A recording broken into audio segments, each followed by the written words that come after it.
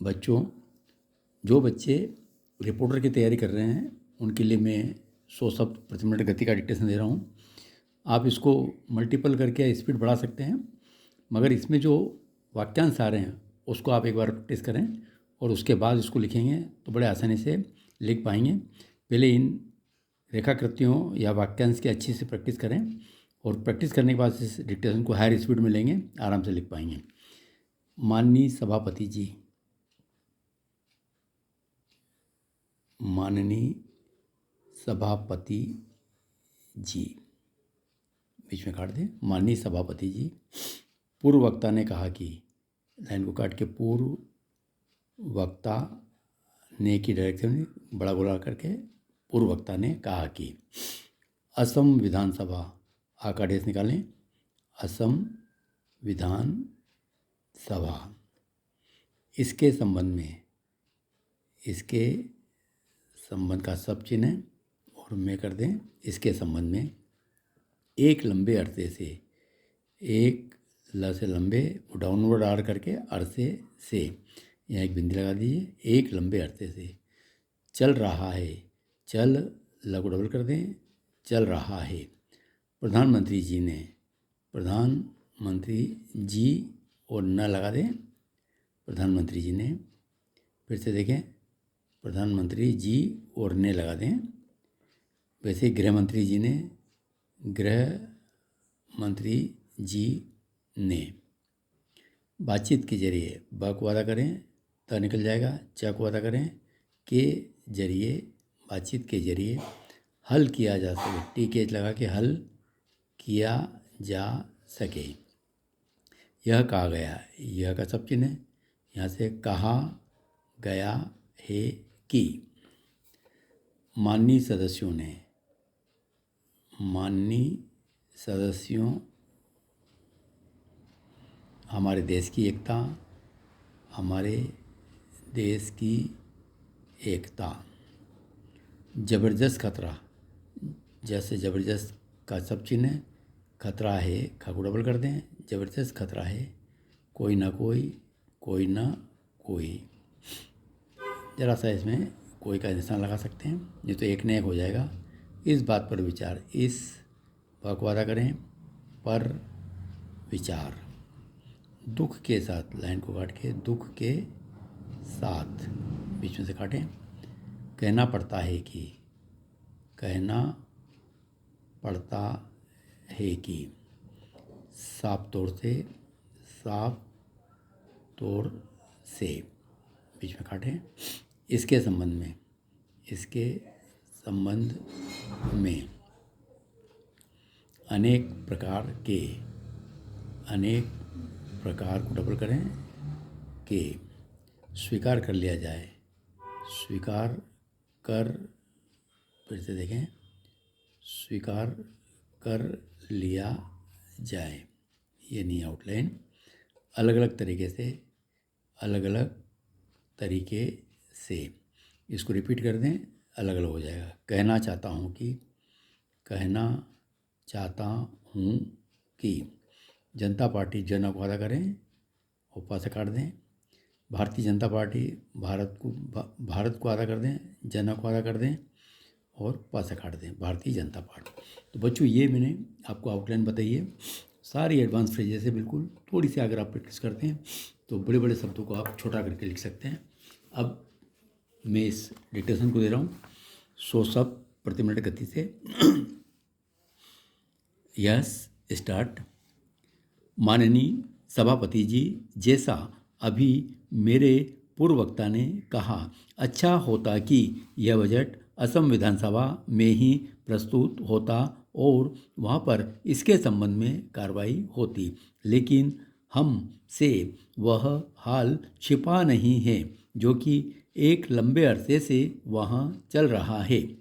पिछले 8-10 महीने में प्रधानमंत्री जी ने और गृह मंत्री जी ने इस बात का काफ़ी प्रयत्न किया कि असम में जो चल रहा है वह बातचीत के जरिए से हल किया जा सके। विरोधी पक्ष के माननीय सदस्यों की तरफ से भी बार बार यह कहा गया है कि इस आंदोलन के अंदर पृथकता की भावना है। इस आंदोलन के अंदर सांप्रदायिकता का विष है और इस आंदोलन से हमारे देश की एकता को जबरदस्त खतरा है। इसलिए इसका कोई न कोई राजनीतिक हल ढूंढा जाना चाहिए। लेकिन यह बात किसी से छिपी नहीं है कि राजनीतिक हल क्या हो। जब इस बात पर विचार होता है तब राय एक नहीं होती, बल्कि मुझे तो दुख के साथ कहना पड़ता है कि कुछ दल तो साफ तौर से आंदोलन का समर्थन करते हैं। कहाँ से धन आ रहा है, कौन धन दे रहा है, इसके संबंध में अनेक प्रकार के विवाद हैं, अनेक शंकाएं हैं। मैं उसके विस्तार में जाना नहीं चाहता, लेकिन एक बात निश्चित है कि आज असम में जो आंदोलन चल रहा है उसका बातचीत के जरिए से हल निकाला जा सके तो उससे अच्छी बात कोई दूसरी हो नहीं सकती है। यह बात भी साफ जाहिर है कि वहाँ पर आंदोलनकारी जिन मांगों को लेकर चल रहे हैं, मैं समझता हूँ विरोधी पक्ष भी उन मांगों को पूर्णतया स्वीकार करने के पक्ष में नहीं है, और अगर उनको स्वीकार कर लिया जाए तो उसका असर देश के कई दूसरे हिस्सों पर भी अलग अलग तरीके से पड़ेगा। यह कहा जाता है कि पिछले 30 साल के कांग्रेस के शासन में यह खराबी वहाँ पर पैदा हुई। विदेशी लोग वहाँ पर पहुँच गए, लेकिन मैं कहना चाहता हूँ कि 30 साल बाद जब जनता पार्टी का शासन आया तो क्या जनता पार्टी की सरकार ने इस आंदोलन के शुरू से पहले इस संबंध में विदेशी लोग वहाँ पर आकर ठहर गए हैं? क्या कोई कार्रवाई की? 2 साल जब तक कि जनता पार्टी का विघटन नहीं हुआ था, असम में कोई आंदोलन नहीं था, कभी भी कोई कदम उठाने की बात नहीं की गई।